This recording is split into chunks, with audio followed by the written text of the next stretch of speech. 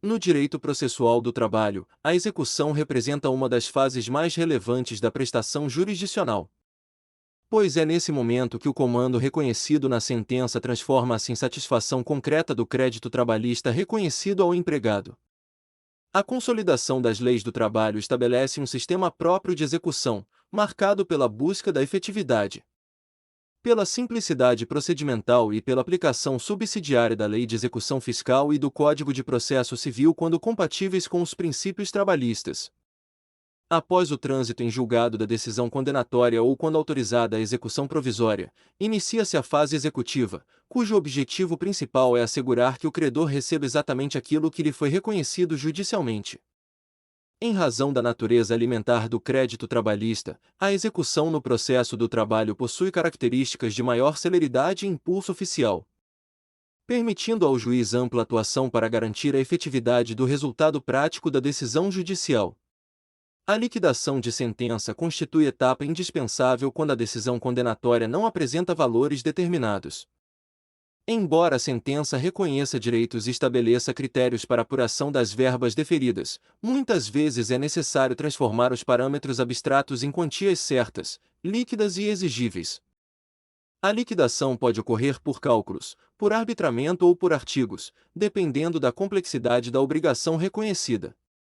A liquidação por cálculos é a modalidade mais comum no processo do trabalho, especialmente em condenações envolvendo horas extras, adicional noturno, férias, 13º salário, FGTS. Diferenças salariais e demais parcelas que dependem de simples operações matemáticas. Nessa hipótese, são observados os critérios fixados na sentença e os parâmetros legais aplicáveis, como índices de correção monetária, juros de mora, reflexos e deduções fiscais e previdenciárias.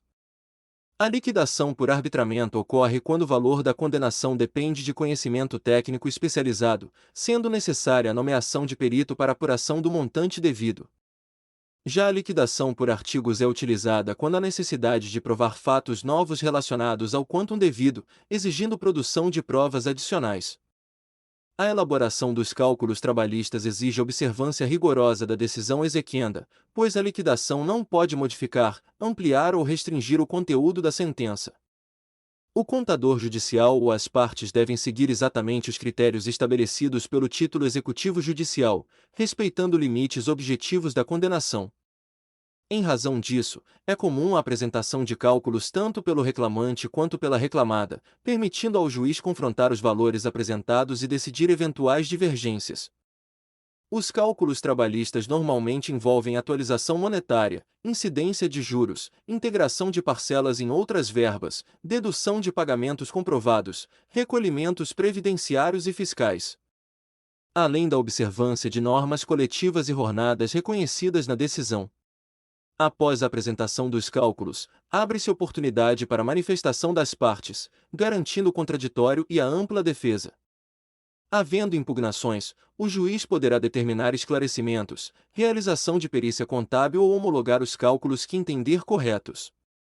A homologação da conta de liquidação representa marco relevante na execução, pois define o valor líquido da condenação. Uma vez homologados os cálculos, inicia-se a fase de execução propriamente dita, com a citação do executado para pagamento.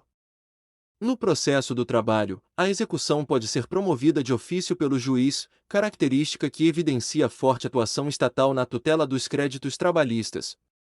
O executado é citado para pagar a dívida no prazo legal ou garantir a execução, sob pena de penhora de bens suficientes à satisfação do crédito.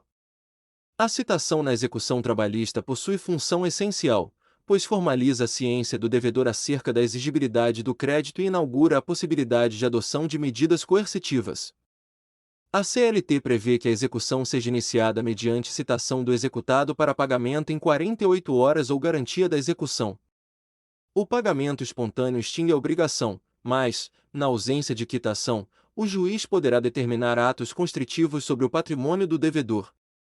A citação deve observar os princípios do devido processo legal e da ampla defesa, sendo possível a utilização de diversos meios de comunicação processual, inclusive meios eletrônicos, carta registrada, oficial de justiça e edital quando necessário.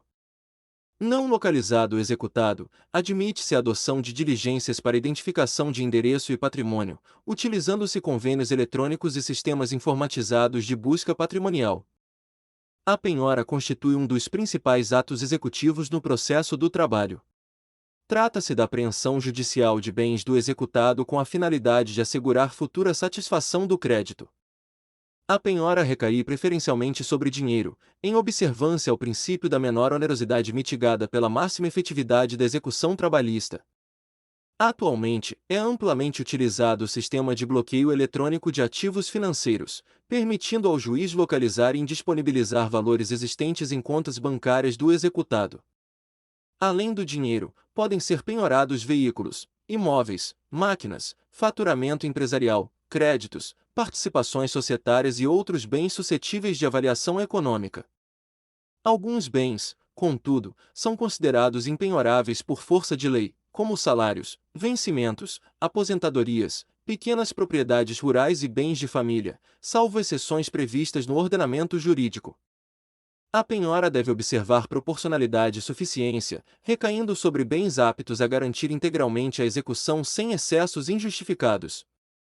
Após a realização da penhora, o executado pode apresentar embargos à execução, desde que tenha garantido integralmente o juízo. Os embargos à execução constituem meio típico de defesa do executado na fase executiva, permitindo discutir matérias relacionadas ao cumprimento da obrigação, excesso de execução, nulidades processuais, quitação, prescrição intercorrente, inexequibilidade do título e demais questões pertinentes. No processo do trabalho, os embargos possuem natureza incidental e são processados nos próprios autos da execução. O prazo para apresentação é de 5 dias após a garantia do juízo. O executado deve indicar precisamente os fundamentos de sua insurgência, apresentando provas e demonstrando eventual incorreção dos cálculos ou ilegalidade dos atos executivos. O juiz apreciará os embargos após manifestação da parte contrária, podendo acolhê-los total ou parcialmente ou rejeitá-los integralmente. A decisão proferida nos embargos à execução pode ser objeto de agravo de petição, recurso cabível na execução trabalhista. Paralelamente aos embargos à execução, existe a impugnação aos cálculos ou à sentença de liquidação. A impugnação normalmente é apresentada pelas partes quando discordam dos valores apurados na liquidação. Trata-se de importante instrumento de controle da exatidão matemática e jurídica dos cálculos homologados. O reclamante pode impugnar deduções indevidas, índices incorretos de atualização ou exclusão de parcelas deferidas, enquanto a reclamada pode alegar excesso de execução, erro material, pagamento já realizado ou interpretação equivocada do título executivo. A impugnação exige demonstração específica dos pontos controvertidos, não sendo admitidas alegações genéricas. Muitas vezes, a controvérsia envolve critérios complexos de cálculo, como reflexos de horas extras em repousos semanais remunerados, integração de adicionais, compensação de valores pagos e incidência tributária. Nessas hipóteses, a atuação pericial contábil assume papel fundamental para auxiliar o magistrado na formação de convencimento. Superada a fase de defesa do executado e consolidada a penhora, passa-se aos atos de expropriação. A expropriação corresponde ao conjunto de medidas destinadas à transformação dos bens penhorados em recursos financeiros aptos à satisfação do crédito trabalhista. Pode ocorrer mediante a desudicação, alienação judicial, iniciativa particular ou leilão eletrônico. A adjudicação consiste na transferência do bem penhorado ao próprio credor como forma de pagamento da dívida. A alienação judicial ocorre quando o bem é vendido em asta pública, sendo o produto da venda destinado ao pagamento do exequente. O processo do trabalho privilegia mecanismos céleres de expropriação, inclusive com utilização de plataformas eletrônicas para leilões judiciais. O objetivo é evitar demora excessiva e depreciação dos bens penhorados. A avaliação prévia do bem constitui etapa necessária para a definição do valor de mercado e garantia da regularidade da alienação. Havendo arrematação, o arrematante adquire o bem livre de ônus anteriores, respeitadas determinadas exceções legais. O valor arrecadado é utilizado para a quitação do crédito trabalhista, despesas processuais, honorários periciais e demais encargos incidentes. Caso o produto da alienação seja insuficiente, a execução prossegue sobre outros bens do devedor até integral satisfação da obrigação. A execução provisória representa a modalidade executiva fundada em decisão ainda não transitada em julgado. Embora exista recurso pendente, admite-se a prática de atos executivos para garantir efetividade ao crédito reconhecido judicialmente. No processo do trabalho, a execução provisória possui grande relevância em razão da natureza alimentar das verbas trabalhistas.